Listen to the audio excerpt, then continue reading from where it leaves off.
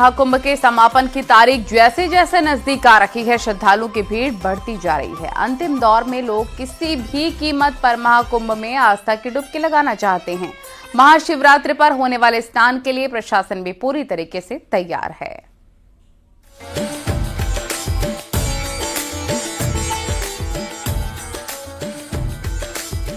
प्रयागराज का महाकुंभ अपने आखिरी पड़ाव पर है।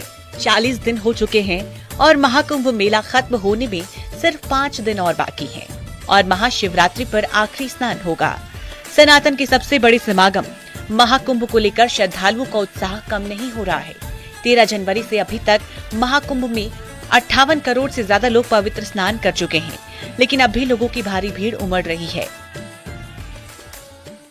महाशिवरात्रि को लेकर के मेला प्रबंधन ने अपनी सभी तैयारियां को शुरू कर दी है। सब माना जा रहा है कि महाशिवरात्रि स्नान व पर्व पर यहाँ करोड़ों की संख्या में श्रद्धालु आ सकते हैं। तो वहीं दूसरी ओर इस मामले में परिवहन निगम ने भी बड़ी तैयारी की है। तीर्थ यात्रियों को किसी प्रकार की कोई असुविधा न हो, इसको लेकर के परिवहन निगम की ओर से 1200 बसों को यहाँ पे रिजर्व किया गया है। इसके साथ ही भारतीय रेलवे ने भी अपनी तैयारी शुरू कर दी है। प्रयागराज से होकर जाने वाली सभी ट्रेनें फुल हैं। वहीं योगी सरकार ने महाकुंभ के अंतिम चरण में बढ़ती भीड़ को देखते हुए 1200 अतिरिक्त बसों की व्यवस्था की है। महाशिवरात्रि की तैयारियां देखने के लिए 23 फरवरी को सीएम योगी खुद महाकुंभ जाएंगे। महाकुंभ की तैयारियों के सिलसिले में सीएम योगी अक्टूबर से 16 फरवरी तक 16 बार प्रयागराज आ चुके हैं। ये उनका 17वां प्रयागराज दौरा होगा। देखिए, महाकुंभ मेला 2025 का अब अपने आखिरी फेज में है और आखिरी दौर में है। 26 फरवरी को महाशिवरात्रि का मेन स्नान है और उसी की तैयारी की समीक्षा के लिए हम और डीजीपी साहब आज आए हैं और सभी संबंधित अधिकारियों से बातचीत के साथ साथ मौके पर भी पॉन्टून ब्रिजेस, चक्कर प्लेट्स, नदी में जो जल की मात्रा है और जो जल की शुद्धता है, ये सब देखने के लिए हम लोग आज आए हुए हैं। मंशा ये है कि माननीय मुख्यमंत्री जी ने जो निर्देश दिए हैं कि महाशिवरात्रि के दिन और उसके पहले जो वीकेंड आ रहा है उसमें ज़्यादा से ज़्यादा लोग आने की इसमें कोशिश करेंगे, तो उनको एक बेहतर अनुभव हो सके और उनका एक्सपीरियंस कुंभ में आने का अच्छा हो। उसके लिए जो भी इंफ्रास्ट्रक्चर और बाकी जो भी व्यवस्थाएं करनी है वो सुनिश्चित किया जा रहा है। महाकुंभ को लेकर श्रद्धालुओं का जोश इस कदर हाई है कि रेलवे की सारी व्यवस्थाओं की सांस फूल गई है। हर तरफ का नजारा एक ही जैसा है। कोई गेट पर टंगा है, कोई कहीं लटका है।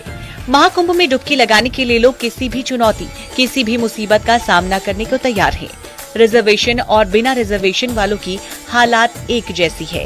एक सीट के लिए युद्ध लड़ना पड़ रहा है। ऐसे में एक बार फिर महाशिवरात्रि पर प्रयागराज में क्राउड बढ़ने की संभावना है, जिसके लिए प्रशासन पूरी तरह से अलर्ट है। स्थानीय ट्रैफिक प्रबंधन के बारे में, यहाँ का जो सिटी और मेला क्षेत्र के बारे में विस्तृत चर्चा और जानकारी समय से पहले यहाँ के अधिकारियों के द्वारा दी जाएगी, जिस तरह से मुख्य स्नानों के पहले दिया जाता है। और हम ये आपके माध्यम से इसको पूरी तरीके से प्रचारित प्रसारित कराएंगे ताकि किसी तरह की कोई कठिनाई श्रद्धालुओं को न हो। सर, क्राउड मैनेजमेंट को लेकर कोई खास रणनीति जो आखिरी स्नान है उसको लेकर? नहीं, क्राउड मैनेजमेंट बहुत अच्छा रहेगा। जैसे बसंत पंचमी और माघी पूर्णिमा के दिन आपने देखा था, उसी तरह की व्यवस्था रहेगी और हम ट्रैफिक व्यवस्था पहले से और बेहतर करेंगे। इसके लिए हम लोगों ने रणनीति बनाई। जाहिर है कि चुनौतियां बेहिसाब हैं, लेकिन हर एक चुनौती का जवाब सिर्फ इतना है कि श्रद्धालु हर मुश्किल का सामना करके बस किसी भी तरह महाकुंभ तक पहुंचना चाहते हैं। Bureau report, news 18। महाकुंभ और महाशिवरात्रि के साथ ही सीएम योगी ने आने वाले त्योहारों के लिए भी अधिकारियों को 2 टूक निर्देश दिए हैं। सीएम ने कहा है कि सभी धर्म के लोगों की आस्था का सम्मान किया जाना चाहिए, लेकिन अराजकता किसी भी सूरत में बर्दाश्त नहीं होगी।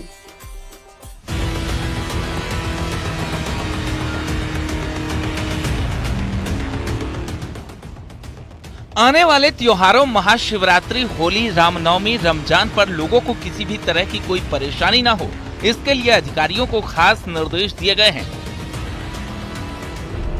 सभी 75 जिलों के अफसरों के साथ मीटिंग की सीएम योगी ने कहा कि होली के दिन ही शुक्रवार की नमाज होगी। महाशिवरात्रि के दिन आखिरी स्नान के साथ महाकुंभ का समापन होगा। बड़ी संख्या में श्रद्धालु संगम आएंगे। व्यवस्था में चूक की कोई गुंजाइश नहीं होनी चाहिए। प्रयागराज महाकुंभ के अंतिम स्नान, काशी, अयोध्या और अन्य धार्मिक स्थलों पर भीड़ प्रबंधन, सफाई, यातायात और सुरक्षा संबंधित भी तमाम इंतजाम करने की बात कही गई है। साथ ही संवेदनशील मौकों पर कड़ी निगरानी और कानून व्यवस्था बनाए रखने की हिदायत भी दी गई है। फरवरी से अप्रैल तक त्योहारों का ही मौसम है। होली के दिन जुमे की नमाज, अलर्ट रहे पुलिस और प्रशासन। योगी ने कहा, इस समय हम सभी प्रयागराज महाकुंभ से जुड़े हुए हैं। इसका समापन 26 फरवरी को महाशिवरात्रि पर होना है। इसी तरह 1 या 2 मार्च से रमजान माह शुरू हो रहा है। फिर 13 मार्च को होलिका दहन और 14 मार्च को होली है। 14 मार्च को होली के दिन जुमे की नमाज भी है। इसी तरह 30 मार्च को चैत्र नवरात्र, 30 या 31 मार्च को ईद उल फितर और 7 अप्रैल को रामनवमी जैसे कई त्योहार हैं। इसके साथ ही कई जगहों पर शोभा यात्राएं निकाली जाएंगी। ऐसे में सीएम योगी ने पुलिस और प्रशासन से जुड़े सभी अफसर ग्राउंड पर रहने के सख्त निर्देश दिए हैं। सीएम योगी ने खास तौर पर होली और महाशिवरात्रि पर सतर्क रहने को कहा है, क्योंकि 14 मार्च को होलिकोत्सव और शुक्रवार की नमाज एक ही दिन पड़ रही है। ऐसे में अराजक तत्व माहौल बिगाड़ने की कोशिश कर सकते हैं, इसलिए पुलिस प्रशासन को अलर्ट रहने के निर्देश भी दिए गए हैं।